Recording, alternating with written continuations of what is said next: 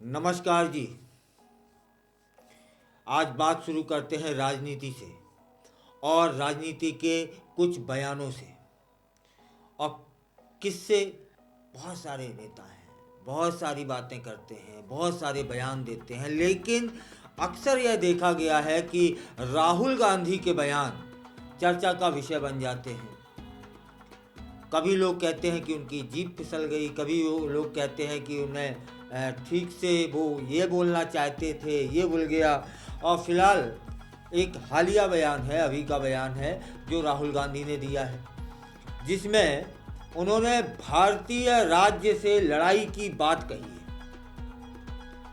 और इस बयान ने राजनीतिक गलियारों में हलचल पैदा कर दी है। भाजपा ने इस पर तीखी प्रतिक्रिया दी है। तब फिर जान लेते हैं यह किस तरह का विवाद उत्पन्न हो रहा है और उन्होंने क्या बयान दिया है। भारतीय राजनीति को प्रभावित कर सकता है, ऐसा ये इनका बयान ऐसा कहा जा रहा है। राहुल गांधी ने कांग्रेस के नए मुख्यालय, जिसका नाम रखा गया है इंदिरा भवन, के उद्घाटन के समय अपने संबोधन में कहा कि यह मत सोचो कि हम निष्पक्ष लड़ाई लड़ रहे हैं, इसमें कोई निष्पक्षता नहीं है। यदि आप मानते हैं कि हम भाजपा या आरएसएस नामक राजनीतिक संगठन से लड़ रहे हैं तो आप समझ नहीं पाएंगे कि क्या हो रहा है। अब हम भाजपा, आरएसएस और भारतीय राज्य से भी लड़ रहे हैं। ये जो शब्द है ना, भारतीय राज्य से, यह वाकई में खटक रहा है, क्योंकि कांग्रेस एक पार्टी है, भाजपा दूसरी पार्टी है और आरएसएस एक संगठन है। भाजपा कांग्रेस के कार्यों पर उंगली उठा सकती है, कांग्रेसी नेता की आलोचना की जा सकती है और कांग्रेस भाजपा पर उंगली उठा सकती है। भाजपा के राजनेताओं पर, नेताओं पर, पदाधिकारियों पर, उन पर उंगली उठाई जा सकती है, उनके कार्यों की आलोचना की जा सकती है, क्योंकि राजनीति में एक पार्टी दूसरे पार्टी पर उंगली उठाती है, स्वाभाविक है। लेकिन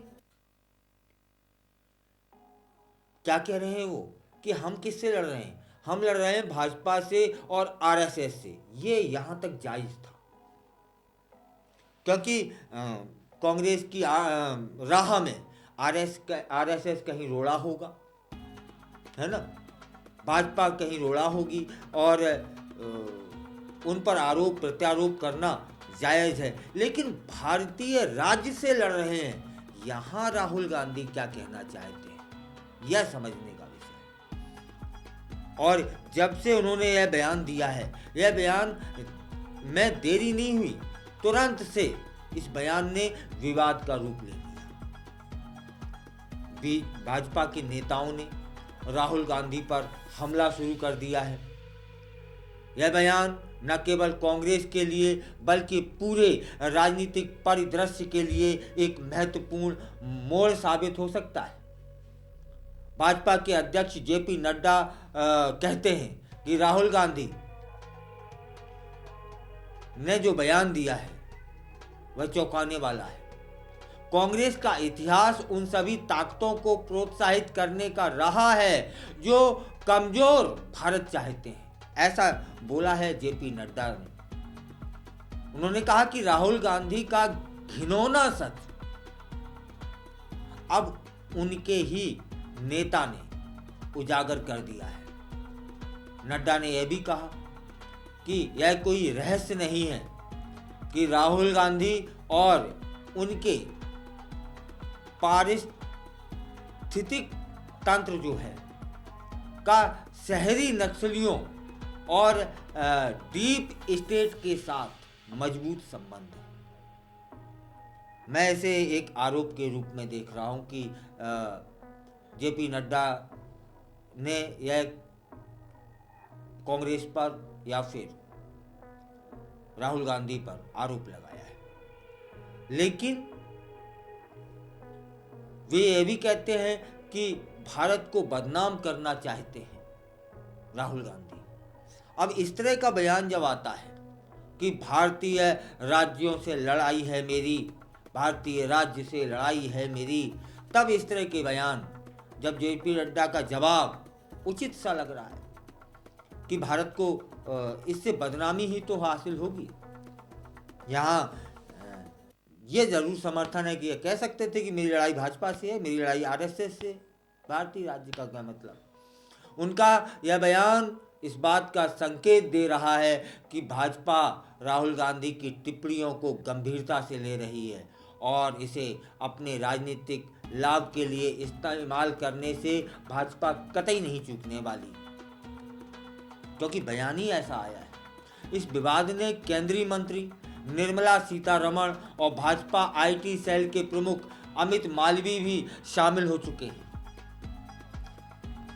अमित मालवीय ने राहुल गांधी के बयान को लेकर कहा है कि यह सीधे तौर पर जॉर्ज सोरोस की कहानी है, जो कांग्रेस पर सरकार को अस्थिर करने का आरोप लगाते रहते हैं। यह सब बातें इस बात को दर्शा रही हैं कि भाजपा राहुल गांधी के बयान को अपने चुनावी अभियान में एक हथियार के रूप में इस्तेमाल कर सकती है। राहुल गांधी ने प्रधानमंत्री नरेंद्र मोदी पर भी निशाना साधा, कहा कि वह दलितों, अल्पसंख्यकों, पिछड़ी जातियों और आदिवासियों का मुंह बंद करके देश की आवाज को कुचलना चाहते हैं। यह राहुल गांधी मतलब कांग्रेस पार्टी के प्रमुख नेता, नरेंद्र मोदी अर्थात भाजपा के प्रमुख नेता, ये आरोप एक तरह से जनमानस में स्वीकार करने वाले हैं कि कांग्रेस के नेता ने भाजपा के नेता पर आरोप लगाया है या कभी भाजपा के नेता ने कांग्रेस के नेता पर आरोप लगाया। भारतीय राज्य क्या है, प्रश्न यहाँ है। और यह बयान भी विवाद का हिस्सा बन गया है, क्योंकि यह सीधे तौर पर मोदी सरकार की नीतियों पर सवाल उठाते हैं। इससे यह स्पष्ट होता है कि राहुल गांधी अपनी पार्टी की विचारधारा को मजबूत करने के लिए किसी भी हद तक जा सकते हैं। इसी बीच कांग्रेसी नेता और राजस्थान के पूर्व डिप्टी सीएम सचिन पायलट राहुल गांधी के बचाव में आ गए हैं। वे कहते हैं कि केंद्र सरकार को संवैधानिक संस्थाओं को कमजोर करने के लिए राजनीतिक तरीके से काम कर रही है केंद्र सरकार। पायलट का कहना था कि हमें पारदर्शिता रखनी चाहिए। अब इस विवाद ने चारों ओर चर्चा शुरू कर दी है और यह विवाद कहां तक जाएगा, यह देखने वाली बात होगी। क्या आगामी चुनाव में यह बयान पहुंचेगा या फिर राहुल गांधी की मंशा क्या है? राजनीतिक के जो विश्लेषक हैं वे कहते हैं कि राहुल गांधी का यह बयान कांग्रेस के लिए एक नया मोड़ साबित हो सकता है, खासकर जब चुनाव नज़दीक हैं। कहाँ के? दिल्ली के। यह भी संकेत मिलता है कि कांग्रेस पार्टी अपनी रणनीति में बदलाव लाने की कोशिश कर रही है ताकि वे भाजपा के खिलाफ मजबूती से खड़े हो सकें। भाजपा द्वारा किए गए हमलों के बीच राहुल गांधी की प्रतिक्रिया क्या होगी? क्या वे अपने बयान को स्पष्ट करेंगे या फिर इसे अपनी पार्टी की विचारधारा का हिस्सा मानेंगे? यह देखना दिलचस्प होगा। और कैसे कांग्रेस इस विवाद को संभालेगी यह भी दिलचस्प हो जाएगा और इसे अपने पक्ष में कैसे मोड़ेगी। ऐसे बयानों से राजनीतिक माहौल गर्म हो जाता है और इससे चुनावी रणनीतियों पर असर पड़ता है। यह राहुल गांधी जी को समझना होगा। राजनीतिक संवाद में ऐसे मामलों का महत्व हमेशा होता रहा है। ऐसे बयानों केवल व्यक्तिगत नहीं होते हैं, ये एक पार्टी की नीति और दृष्टिकोण को भी दर्शा देते हैं। ऐसे में राहुल गांधी का यह बयान न केवल उनके लिए बल्कि पूरे राजनीतिक परिदृश्य के लिए महत्वपूर्ण हो गया है।